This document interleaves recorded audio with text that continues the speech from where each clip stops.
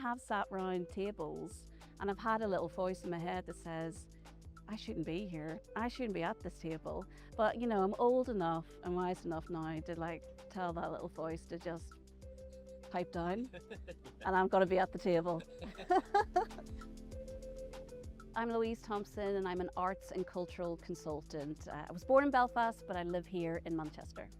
My work as Mindful Museums is essentially I go into different museums and galleries around the UK and abroad, and I show them how art and culture can help improve people's health and well-being. So I might train their staff in how to work with communities who are experiencing mental health difficulties. I might make resources for them, for their institution that support people's health and well-being, or I might just consult with them on a one-to-one basis.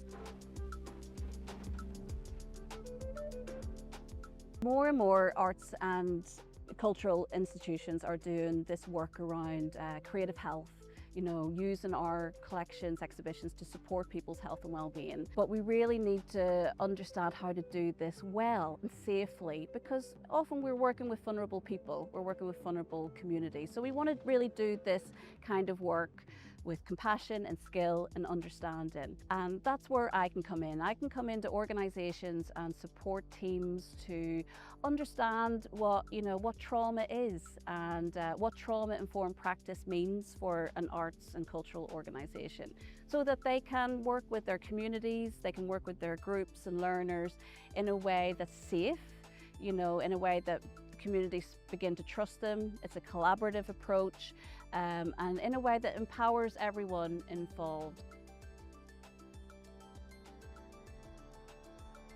Even to this day in 2026, there is still a lack of diversity in the arts, and you know, we've been having this conversation. Museums and galleries have been talking about how do we diversify the workforce, how do we diversify our audiences, how do we get different people interested in the arts and culture.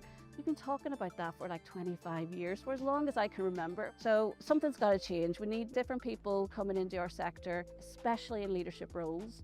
And the bottom line is we need more funding as well. The arts need to be recognised in society as really valuable. Not a nice thing to have or a nice thing to enjoy, but actually this is something that has a real impact on people's health and well-being and their employability, you know, their life skills. The more different voices there are around the table, the more interesting that table becomes.